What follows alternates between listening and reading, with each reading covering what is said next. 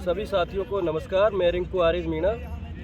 और साथियों, आपको जैसा कि अवगत है, आपके लिए आपकी कोर टीम में करीब 25 लोगों से ज़्यादा आपके लिए वर्क कर रहे हैं दिल्ली में। और साथियों, आपको एक जानकारी देना चाहूँगा। प्रेम की आज काफ़ी तबीयत ख़राब है, उसे फीवर भी आ रहा है। और कल, जैसे कि कल तक का आपको पहले ही अपडेट हम लोगों ने दे रखा है, कल सुबह हम एमपी साहब जो करौली धौलपुर सांसद हैं माननीय मनोज राजौरिया जी, उनसे उनके निजी आवास पे जाके हम लोग मिले।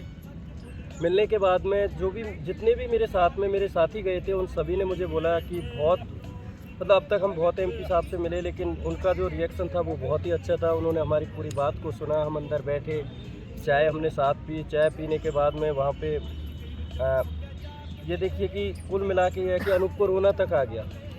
अपना दर्द बयां करते करते वो रोने लग गया। तो उसका बहुत ज़्यादा इफेक्ट पड़ा साहब पे। साहब ने उसी टाइम पे सीआरबी साहब को कॉल किया। सीआरबी साहब बीसी में थे।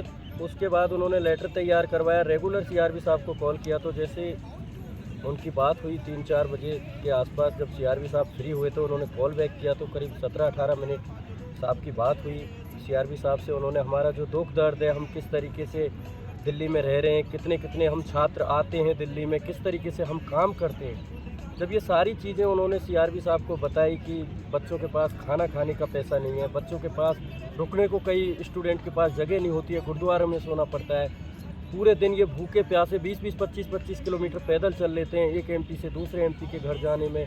जब इन सारी समस्याओं से उन्होंने अवगत कराया तो सीआरबी साहब ने उनको बोला कि हम थोड़ा सा समय लगेगा, हम सभी को 100% क्लियर कर रहे हैं। और बाकी आप जो ED-RRB हैं, बाकी जानकारी इसके संदर्भ में आप उनसे ले सकते हैं। तो माननीय राजौरिया जी ने उसके बाद में ED-RRB से बात की, राजीव गांधी जी से। तो राजीव गांधी जी ने यही बात उनको बोली। बोलने के बाद में मनोज राजौरिया जी का कॉल आया शाम को मेरे पास में। मेरे साथ में और भी मेरे साथी थे, प्रेम था, हम सब थे।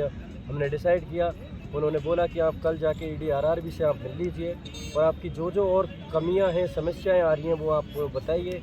तो उस विषय में आपकी सीआरबी पूरी हेल्प करेंगे, ED आपकी पूरी मदद करेंगे और आपका काम हम करवाएंगे। बहुत अच्छा आश्वासन दिया। ज़रूरत पड़ने पर मनोज राजौरिया जी ने खुद बोला है कि वो इस विषय में रेल मंत्री जी से भी मिलेंगे और मिलकर इस मामले का जल्द से जल्द एक निस्तारण करवाएंगे। तो साथियों, हमने शाम को ये तय किया था कि मैं प्रेम जाके ED-RRB से मिलेंगे। उसके बाद में दिन में हम जब मनोज राजौरिया जी के वहाँ से मिलने के बाद में हम माननीय लोकसभा सांसद जमुई बिहार से चिराग पासवान जी, जिनसे आपको पता है कि हम पिछली 20 फरवरी को 500 के करीब स्टैंड बाई के स्टूडेंट्स के साथ हम उनसे मिले। उन्होंने आश्वासन दिया था कि मैं 2 स्टूडेंट को रेल मंत्री जी के पास लेके चलूँगा और आपका स्टैंड बाई को 100% क्लियर करवाऊंगा। जैसे अजमेर बोर्ड में स्टैंड बाई को 100% क्लियर किया गया है, सेम उसी फॉर्मूले को 20 RRB पे लगा के और बचे 16 जोनों पे उसी को अप्लाई करवा के सभी का 100% स्टैंड बाई क्लियर करवाएंगे। चाहे वो जूनियर इंजीनियर हो, टेक्नीशियन हो, पैरामेडिकल हो, CMA हो, कोई भी हो, कोई सा भी RRB हो। मैं पर्टिकुलर किसी RRB का नाम नहीं लूँगा, लेकिन उन्होंने सबके लिए बात की। तो हम जब करीब 12-1-2 बजे हम जब खाना वाना खाने के बाद में कैंटीन में, उसके बाद में हम साहब का वेट किया, तो जब चिराग पासवान जी आए तो आते ही वो हमसे मिले एक पूरी ऊर्जा के साथ में। प्रेम ने उनसे बहुत अच्छे से बात की, उनको सारा सिस्टम बताया कि सर आपको लड़का आइकन मानते हैं, जो भी है आप बिहार के लिए ये वो। उस सब वार्तालाप होने के बाद में, उसके बाद में पासवान जी ने बोला कि अब आप मेरे से क्या चाहते हो। मैंने इस विषय में रेल मंत्री जी से बात की, यार आपका काम हो रहा है थोड़ा। हमने कहा सर, इसमें जो हमारा 3 तारीख को लेटर आया यार, हम चाहते हैं कि 100% का एक रिटर्न में लेटर निकले। तो उन्होंने कहा कि ठीक है, सीआरबी को कॉल लगाइए। तो सीआरबी को जब कॉल लगाया तो सीआरबी साहब मीटिंग में थे। मीटिंग में होने के बाद में उनको करीब 5 से 7 मिनट बाद में वापस कॉल आया। तो उन्होंने हमें चैम्बर में बुलाया। हमारे सामने कम से कम 3 से 4 मिनट उन दोनों की वार्ता चली थी। वार्ता होने के बाद में उन्होंने कहा कि आप लोगों का काम हो रहा है और कहीं ना कहीं अजमेर बोर्ड के मॉडल के ऊपर सभी को 100% क्लियर करने का काम चल रहा है। सीआरबी साहब ने उनको ये चीज़ बोली।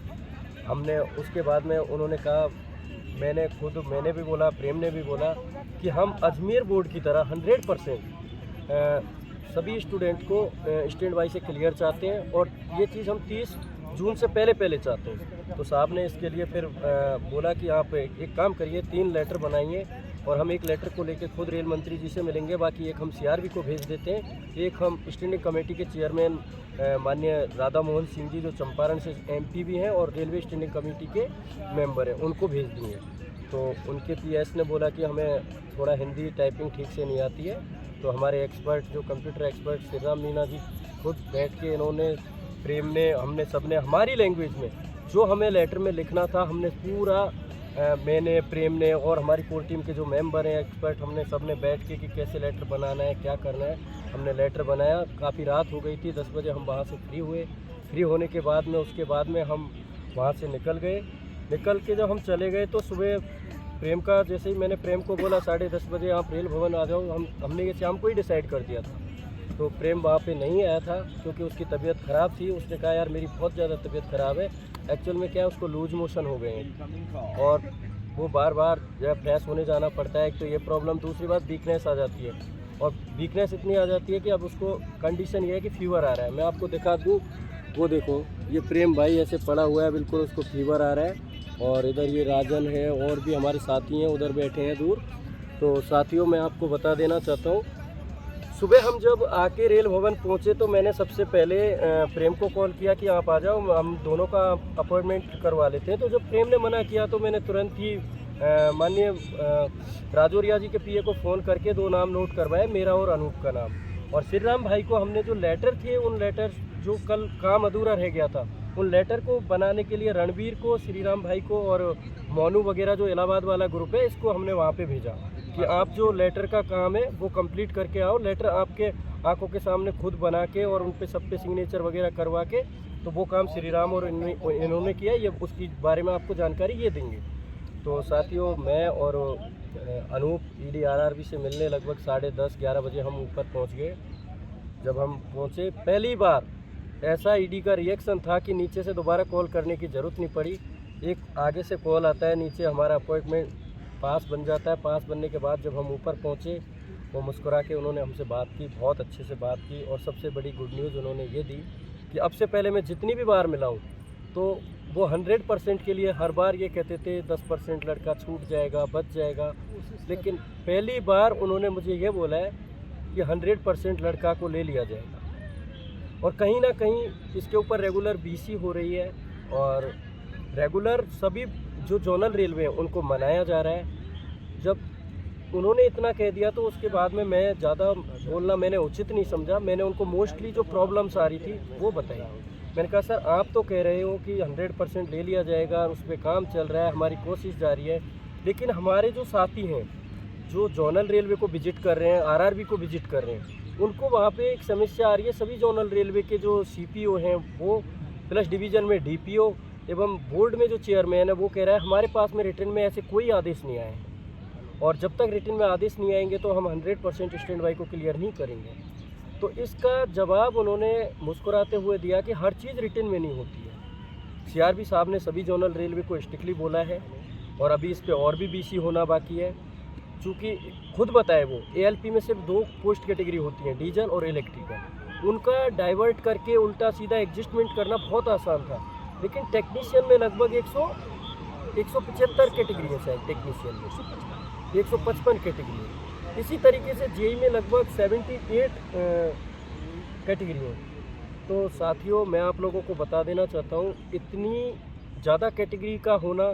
दूसरी बात, कुछ जोनल रेलवे जो सबसे ज़्यादा भ्रष्ट जोनल रेलवे मान लीजिए आप एनआर ने अब 100% क्लियर करने का सीपीओ को बोला है। खुद सीपीओ मुझे ये चीज़ बताया है जो सबसे भ्रष्ट मान लो आप। उसके बाद एनसीआर का नंबर आता है, एनसीआर का भी मामला बिल्कुल तालमेल में आ चुका है। इसी तरीके से जब उन्होंने आगे से ये चीज़ें बताई तो मैंने उनको बोला सिलीगुड़ी बोर्ड, वहाँ पे सर बिल्कुल सीटें नहीं आती है एनएफआर में, क्योंकि सारी सीट गुवाहाटी बोर्ड को दे देता है एनएफआर और उसको सीटें नहीं देता है। तो उन्होंने कहा कहीं ना कहीं जैसे कि अगर गुवाहाटी में सीट क्रिएट होंगी तो हम सिलीगुड़ी कंसर्न में हम करेंगे और करके और हम फुलफिल करेंगे, वो हमारा एडजस्टमेंट है, हम कैसे करते हैं। उन्होंने अभी फिर उसके बाद मैंने बताया कि सर मालदा बोर्ड में सिविल की सीटें नहीं आई, तो उन्होंने बोला कि कोलकाता से भर दी सीटें, पहले खुद ने बताया। तो इस तरीके की कई जगह समस्याएं और अंदरूनी ये लोग कर भी रहे हैं। तो आप लोगों को डरने की बिल्कुल ज़रूरत नहीं है। हमने गोरखपुर बोर्ड के बारे में भी बात की, कि गोरखपुर बोर्ड में सर कोई पैनल नहीं दिया, वहाँ पे इस तरीके की समस्या आ रही है। हमने SCR जो साउथ सेंट्रल रेलवे उसके बारे में बात की, रांची बोर्ड के बारे में बात की। लगभग हर बोर्ड के जो स्टूडेंट्स ने मुझे या ग्रुप में भेजी या हमारे साथियों ने मुझे बताया, ये सारी विषयों पे मैंने बात की। आप अनूप से पूछ सकते हो, मेरे साथ में ही ये था। 100% सभी पैरामेडिकल, CMA टेक्नीशियन सबके लिए बात की। जब बात कंप्लीट हुई उसके बाद में मैंने उनसे 3 चीज़ पूछी। मैंने कहा सर आप अगर जोनल रेलवे नहीं मानेंगे तो क्या आप रिटर्न में दोगे, कि अगर ज़रूरत पड़ी तो हम रिटर्न में अप्रैल एंड तक हम आदेश बनाकर और zonal railway PU and RRB को क्या देना है हम लेटर इशू करेंगे। उसके लिए डिमांडें मंगवाई जा रही हैं, उनके पास में पूरा डेटा है। मेरे को खुद ने दिखाया उन्होंने डेटा, कितनी सीटें किस जोनल रेलवे में बची हैं और किस बोर्ड के पास में कितना स्टैंड बाई का पूरा डेटा उनके पास में टेबल पे ही रखा रहता है। और उसके बाद में जैसे ही ये सारी बातें होने के बाद में मैंने कहा सर इस तरीके से तो हमारी ज्वाइनिंग आप दिसंबर तक खींचोगे, भाई आप अप्रैल में जाके हमारे लिए लेटर निकालोगे, इनपैनल करोगे तो नहीं। उन्होंने फिर बोला नहीं, हम जून से पहले आपको इनपैनल करके और कोशिश करेंगे। जो रोज़गार मेले हैं, प्रधानमंत्री रोज़गार मेले के, उनमें एडजस्टमेंट करने का उन्होंने इस तरीके से बोला। लेकिन अभी कहीं ना कहीं हम लोगों का काम हुआ नहीं है। अगर आप ये सोचते हो कि फुलफिल हमारा काम हो गया है तो ये हमारी भी मूर्खता है, मेरी भी मूर्खता है आप लोगों की। आपको ये मैसेज मेरा इसलिए नहीं है कि हमारा काम हो गया है, हमारा काम चल रहा है, बहुत तीव्र गति से चल रहा है। आज देश में ना बेरोजगारी है ना महंगाई है। आप किसी भी सांसद के पास में दिल्ली में आके पूछ सकते हो तो सिर्फ एक स्टैंड बाई कम होता है। दिल्ली में हमारे साथी जो भी दिल्ली में हैं ये इतने एक्टिव हैं साथियों, आप विश्वास नहीं करोगे। हम 8 बजे की बोलते हैं तो 7 बजे आ जाते हैं, क्योंकि इनको नौकरी लगना है सर। आप घर बैठ के चाहे वीडियो पूरा नहीं देखोगे, पर ये साथियों मैं आपको हकीकत बता रहा हूँ, अगर इनको बोल दिया ना पैदल कि यहाँ से 1.5 किलोमीटर वो MP का घर है, आ जाइए भैया, लोकेशन हमने डाल दिया है ग्रुप में, तो ये पैदल ही चल देते हैं हमारे पीछे। ये नहीं पूछते कि हम पैदल क्यों जा रहे हैं, हम ये क्यों कर रहे हैं। जिस भाई को बोल दिया तुम्हें लेटर तैयार करना है तो वो लेटर में लग गया। जिसको बोल दिया कोई ये नहीं देखता, छोटा है बड़ा है, भाई वहाँ से पानी भर ला, वो पानी भर लाता है। और आप ग्रुपों में कुत्ते बिल्ली की तरह लड़ते हैं। शर्म आनी चाहिए आपको। कोई किसी को गाली दे रहा है, कोई कुछ बोल रहा है, हमने गाली देना छोड़ दिया तो सब गाली देने ही लग गए। कम से कम सुधरो। दूसरी बात, हम लोग 8 दिन का गैप दे रहे हैं। जो काम हमने 5-7 दिन में, मैंने, प्रेम ने, सतबीर ने, रवि, श्री राम और भी हमारे भाई हैं, रणवीर है, और एक अलग से इलाहाबाद की टीम काम कर रही है, मोनू की हो और कोई भी हो, जिसने भी जो काम किया है वो बहुत अच्छा काम था हम सभी का। और कहीं ना कहीं इस काम अभी हुआ नहीं है, तो आगे की जो रणनीति है हम बहुत जल्दी बनाएंगे। और रणनीति बनाकर उसमें हमारा क्या मतलब किस तरीके का रिएक्शन रहता है, क्या क्या काम हम करेंगे। और मेरे अकॉर्डिंग मैंने पहले ही तय कर रखा है, हम दिल्ली वापसी करेंगे बहुत जल्दी। 8 दिन बाद 3 अप्रैल को पूरी कोर टीम दोबारा दिल्ली में मिलेगी। मैं तो यह चाहता हूँ कि अभी हम 25 लोगों ने काम किया है, 3 अप्रैल को कम से कम 50 लोग दिल्ली में होने चाहिए, कम से कम 50 लोग। और पूरी ऊर्जा के साथ हम आके सबसे पहले माननीय मेघवाल जी से मिलेंगे, क्योंकि उन्होंने 10 दिन का टाइम मांगा है। 10 दिन में वो सारे अधिकारियों की मीटिंग लेंगे, रेल मंत्री जी से मिलेंगे इस विषय में। और उन्होंने ये कहा था कि 10 दिन बाद में क्लियर ऑफ कट क्या होना है, कब तक होना है, पूरा एक डेटा शीट तैयार करके दे देंगे। समझ रहे हो ना, किस हमारा काम कब होगा, कैसे होगा। और अगर कुछ भी हमें थोड़ा बहुत आनाकानी लगी या कोई चीज़ में कमी है तो हम उसके बाद में आपको 3 तारीख को यहीं से निर्देश देंगे कि अब क्या करना चाहिए। क्योंकि हम थक हार के बैठेंगे नहीं। ये नौकरी हम सभी का पहले तो सिर्फ एक नौकरी थी, लेकिन अब ये नौकरी नहीं रही, अब ये एक आन वान शान इज्जत का सवाल बन गया है नौकरी लगना हमारे लिए। क्योंकि कितने ताने सुने, घर परिवार रिश्तेदार सभी लोग जब फोटो देखते हैं, हमारे स्टेटस देखते हैं, मैं हूँ चाहे प्रेम है चाहे सतबीर है, श्री राम है, किसी का भी, बोलते हैं यार तुम्हें 3 साल हो गए दिल्ली में घूमते घूमते, तुमने सब कुछ पास कर रहा है, तुम चूतिया तो नहीं बनाते हो। बहुत सारी चीज़ें उठती हैं, ये मेरे पे ही नहीं उठती हैं, ये सारी बातें आप लोगों पे भी अप्लाई होती हैं। आप लोग निश्चिंत रहो, आपके लिए सबसे आप बहुत बड़े भाग्यशाली हो कि आपके लिए इतने लोग लड़ रहे हैं और आप घर बैठे। ऐसा नहीं है, आप लोगों का भी बहुत बड़ा योगदान है। आप भी आते हो, आपके परिवार वाले भी आपको सपोर्ट करके भेजते हैं। आप लोगों ने कभी सोचा है ये लोग सुबह से शाम तक भूखा भी रह लेते हैं, कई बार तो खाना तक नहीं खाते हैं, पैदल चल लेते हैं। उसको पता है फीवर आ रहा है, पड़ा है, फिर भी हम बोले उसको कि चलो प्रेम तुम्हारा तबीयत ख़राब है तो आज तुम मत आना, ईडी से हम मिल लेंगे, मेरे मिलने के बाद में उसने फिर फ़ोन किया चिराग पासवान के पीए को और दोबारा वो फिर मिल के आया ईडी से। तो आपको मैं एक चीज़ बता देना चाहता हूँ, हमारा काम हो रहा है। पासवान जी ने हमें आश्वासन दिया है, मनोज राजौरिया जी ने ये कहा अगर ज़रूरत पड़ी तो मैं रेल मंत्री के पास चलूँगा। कल हमें उन्होंने बोला मैं आपको सीआरबी के पास लेके चलूँगा, लेकिन जब सीआरबी से उनकी संतोषपूर्ण तरीके से बात हो गई, बात होने के बाद में उन्होंने कहा रुके कहाँ हुए, हमने कहा सर गुरुद्वारे में, कि ठीक है। उन्होंने इस बात को 2 बार पूछा, उनको बहुत दुख हुआ इस चीज़ का कि मेरे क्षेत्र के लड़के, मेरे इंडिया के लड़के, उसने किसी के साथ भेदभाव नहीं किया, चाहे बिहार का था, कोई कहीं का था, हम सबको बैठा के सबको एक इज्जत दी। सबसे ज़्यादा अगर बेइज्जती की तो मेरी की, वो एक अलग रीज़न है क्योंकि वो हमारे एमपी और मेरे से खुले हुए हैं। तो साथियों, मैं आप लोगों को बता देना चाहता हूँ, राजस्थान वाले सभी साथियों को, एक तो कि सतीश पूनिया जी को प्रदेश अध्यक्ष पद से हटा दिया गया है, तो 3 तारीख को उसके संदर्भ में अपन एक ज्ञापन देंगे यहाँ पे जेपी नड्डा जी को, सतीश पूनिया जी के लिए। और आगे की हमारी रणनीति ये रहेगी, 3 तारीख को आके माननीय मेघवाल जी से मिलना है और जोनल रेलवे पे आप लोगों को अब बिल्कुल विजिट नहीं करना है, इसको आप बंद करिए। परेशान आप भी होते हो और जोनल रेलवे भी, क्योंकि जोनल रेलवे पे पूरा प्रेशर अपन को यहाँ से, ना कोई सीआरबी को फ़ोन करेगा किसी के पास गलती से अगर नंबर निकल के चले गए हों, ना कोई दिया कुमारी मैम को फ़ोन करेगा, ना कोई, क्योंकि देखिए दिया कुमारी मैम ने हमारे सामने फ़ोन किया सीआरबी को, बाबा बालकनाथ अलवर सांसद इनके, उन्होंने फ़ोन किया, और बाकी की कुछ अपडेट या जानकारी मेरे से छूट गई हो तो श्री राम भाई आपको अवगत करा देंगे, या रवि जी 2 शब्द बोल देंगे इन स्टूडेंट के लिए, थोड़ा ठीक रहेगा। अकेला एक नहीं, में आपने भी काम किया, कोई सा भी भाई जो बोलना चाहता है, एक टोटली मेरा ये है। एक लास्ट बात और कहना चाहूँगा, उसके बाद में इनमें से कोई सा भी भाई आपको बताएगा कि दोस्तों आपको उदास नहीं होना है, हताश नहीं होना है, आपके लिए लड़ने वाले अभी हम कितने खुश हैं। हमारे चेहरे से देखो एक बार, इतना पैदल चलने के बाद, इतना दुख दर्द झेलने के बाद हम रात को 10:30 बजे घर पहुँचते हैं, 11 बज जाते हैं, पर हम क्यों खुश हैं?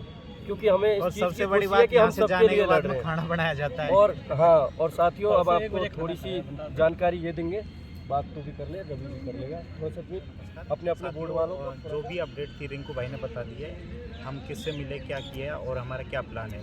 अभी आगे का प्लान ये है हमारा, जो कि 3 तारीख के बाद में हम एग्जीक्यूट करेंगे कोर टीम, मेरे बैग में डाल, ठीक है। और उससे पहले मैं एक चीज़ बताना चाह रहा हूँ, जो भी हम ये भी प्लान किया था कि जितने भी सांसदों से मिल रहे थे और पर्सनली लेटर लिखा रहे थे सबके लिए 100% सीआरबी के लिए और कॉल करवाए थे, वो एक बहुत ज़्यादा इफेक्टिव कदम था और उससे हमारा बात भी बन रही है। और कुछ बोर्डों को स्पेशली कॉल करवाया गया है ना, तो वो एक अच्छी मुहिम है। तो मैं ये कहना चाह रहा हूँ, जिन बोर्डों में कॉल नहीं करवाया जीएम को, है ना, तो उनको रोकना नहीं है, पर्सनली कॉल करवाइए आप। अगर आपके अप्रोच है, अच्छे लिंक है, तो आप मिल के उनसे कॉल करवाइए, ताकि कहीं ना कहीं इससे क्या होगा, उन पर प्रेशर बनेगा।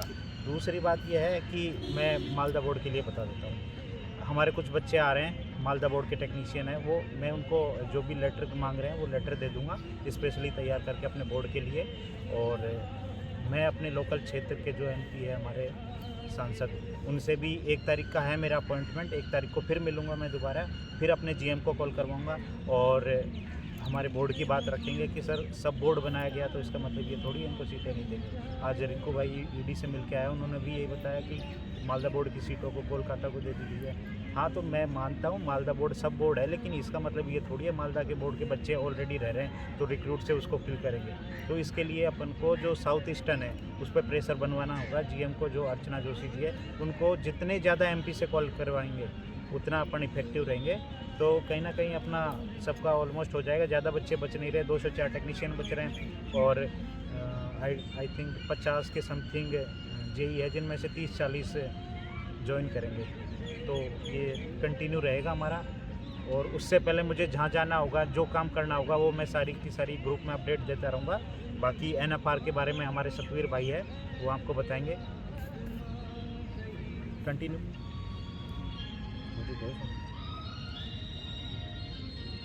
बोलो तो गेट नहीं देते। हेलो, आवाज़ आ रही है? देखिए, मैं आपको ये बताना के लिए ये वीडियो बना रहा हूँ कि जो एनएफआर के लड़के हैं वो परेशान मत हो।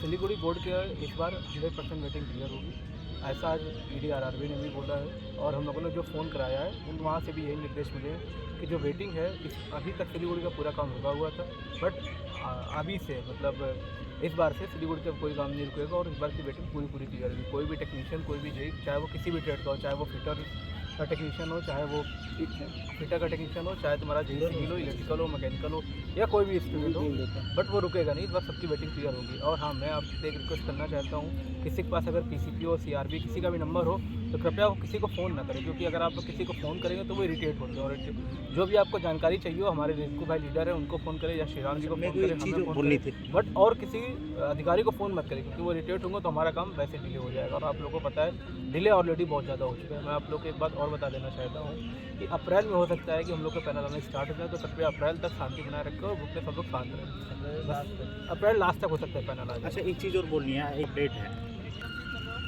हाँ साथियों, मैं एक चीज़ बता रहा था। आज एक लड़के ने फ़ोन किया था जो अपने मालदा बोर्ड का टेक्नीशियन है। वो बता रहा था कि उसको बोर्ड से कॉल आया है डॉक्यूमेंट से रिलेटेड। तो मैं आपको एक चीज़ बता दूं, बोर्ड से जब भी कॉल आता है तो उसका मतलब आपके पैनल तैयार होता है ना, उससे पहले जो बच्चे हैं उनकी फाइलें चेक की जाती है, उसको जॉन को भेजा जाता है। तो हो सकता है कि टेक्नीशियन का पैनल, नया पैनल तैयार हो रहा हो, तो इसलिए वो जो भी बच्चा है, मेरी बात हो गई है उससे, तो वो अपने बोर्ड में एक बार विजिट कर ले और जो भी अपने डॉक्यूमेंट्स है वो वेरीफाई करवा ले, ताकि आने वाले पैनल में उसको कोई दिक्कत नहीं आए। अदरवाइज वो नहीं जाएगा और उसका पेंडिंग में पटकने तो फिर लेट हो जाएगा वो। और दूसरी बात है, ये जो कुछ लड़के हैं ये सोचते हैं कि हम पर्सनली कॉल करके इनको गाली गलौज करेंगे तो काम रुक जाएगा ना, तो ऐसा नहीं है। देखो, हमें कोई फ़र्क नहीं पड़ता, गाली दो, कोई दिक्कत नहीं है, गाली का जवाब हमें भी देना आता है। गाली देंगे तो यार चूतिया बंदी में यार। बिल्कुल बिल्कुल, हमें जवाब देना आता है और उसका प्रेम से अच्छी तरह जवाब देंगे, माइक लेकिन हमारा काम नहीं रुकेगा। और दूसरी बात, आप हमें कॉल मत किया करो, इतने सारे कॉल आते हैं दिन में, बहुत सारे। अगर किसी को कोई अर्जेंट काम है, कोई इमरजेंसी है, तो आप मैसेज छोड़ दो व्हाट्सएप पे हर मैसेज का रिप्लाई करता हूँ। धन्यवाद। हो जाएगा बेचारे। अनुरोध है कि आप लाइसेंस बना के रखें और बोर्डों की तरह इलाहाबाद की भी 100% क्लियर होगी। रिंकू भाई की कोर टीम और मोनू भाई की एनसीआर की अलग से भी टीम, दोनों मिलकर काम कर रही हैं और इलाहाबाद की 100% होगी और आरआरबी की 100% क्लियर होगी। सभी लाइसेंस बना के रखें। अब मेरी तबीयत ख़राब है लेकिन फिर भी बहुत सारे लड़के ने बोला कि प्रेम भाई आप भी रहते ईडी से मिलने के लिए तो ज़्यादा बेटर रहता। तो हमने एकाएक इन्फॉर्मेशन किया कि रिंकू को कि मैं भी आ रहा हूँ, लेकिन तब तक इनका अपॉइंटेड हो चुका था अपॉइंटमेंट। तो फिर मैंने बोला कि चलो कोई बात नहीं, हम मिल लेते, जब आ ही गए तो मिल लेते। फिर मैंने अपॉइंटमेंट लगाया, उसके बाद मैं भी मिला हूँ। तो रिंकू ने जो बात बोला लगभग सब सही है। और आज तो मैं कुछ ज़्यादा नहीं बोल सकता हूँ, लेकिन मैं ऑडियो में ऐसे डिटेल बता दूंगा कि मेरी भी 45-47 मिनट लगभग बात हुई। और मैं एक ही बात रखा कि सर हर बोर्ड कह रहे हैं कि हमें 25 तारीख का जो VC हुई है उसमें हमें लिखित में चाहिए। उन्होंने एक ही बात बोला, वो मैं डिसाइड करूंगा कि जब ज़रूरत पड़ेगी बिल्कुल तो यही मुझे बोला, जब ज़रूरत पड़ेगी तो हम रिटर्न में भी देंगे, हम रिटर्न में भी देंगे। लेकिन मैंने इस चीज़ को उनको रिटर्न में दे करके CPO और DPO को हम पैसा कमाने के तरीके नहीं देंगे। रिटर्न का मतलब बहुत कुछ है इसलिए। और बाकी उन्होंने क्लियरली एक बात बोला कि जो आप बोल रहे हैं रिटर्न में, तो ये आपकी जिम्मेदारी नहीं है, ये हमारी है। और आज भी 2:30 बजे उनकी मीटिंग थी, उन्होंने हमको हंस के बोला कि आज मीटिंग में पूछते हैं किसको किसको रिटर्न में चाहिए, ठीक है, किस जोन को। तो बाकी मैं ऑडियो में छोड़ दूंगा, मेरा और तबीयत ज़्यादा ख़राब है। साथियों, इसका तबीयत ख़राब है। अब कोर टीम आज तक हमने काम किया, अभी सभी साथियों को अपने अपने घरों के लिए हम रिलीज करेंगे। और मैं, अनूप वगैरह, श्रीराम, हम प्रेम को छोड़ने जा रहे हैं, इसको टैबलेट वगैरह दिला के जो भी है इसके घर। और उसके बाद में मैं राजस्थान निकलूँगा, कोई भाई कहाँ निकलेगा। और हम 3 तारीख को वापस पूरी ऊर्जा के साथ मिलेंगे। 3 अप्रैल सोमवार। सभी साथियों को दोबारा कहने की आवश्यकता नहीं है, मॉर्निंग का वही समय रहेगा हमारा 8 बजे सेंट्रल सेक्रेटरी। मात्र 50 लड़कों को। धन्यवाद साथियों। 50 हाँ, लड़कों को वो कोर टीम डिसाइड करके 50 लड़कों की हम एक लिस्ट बना लेंगे, वही लड़के आएंगे, सबको आने की जरूरत नहीं है दिल्ली। ठीक है, धन्यवाद साथियों। और यार ये चूतियापंथी में ये बताओ आप, ये टेक्नीशियन वाला कौन गाली गलौज करने लगे हैं चूतियापंथी में? साला ध्यान रखना, जेई वालों को टेक्नीशियन वालों को गाली नहीं देगा, ऐसी तैसी ना कराओ सालो।